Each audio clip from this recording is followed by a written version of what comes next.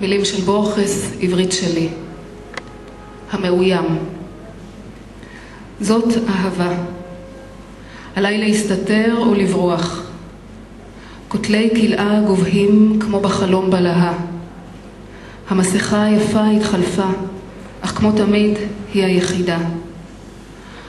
מה יועילו לי כמאותיי, המילה הכתובה, השכלה מעורפלת, לימוד המילים ששימשו את הצפון המחוספס לשירת ימיו וחרבותיו, ידידות שעננה, פרוזדורי הספרייה, חפצים של יום-יום, השגרה, אהבתה הצעירה של אמי, צילם הצבאי של מיטאי, הלילה הנצחי, טעם החלום.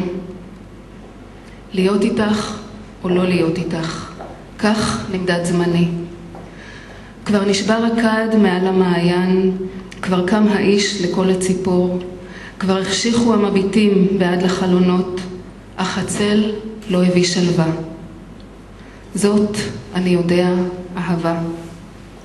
כיסופים אל קולך, הקלה לשמעו, ציפייה וזיכרון, זוועת החלוף.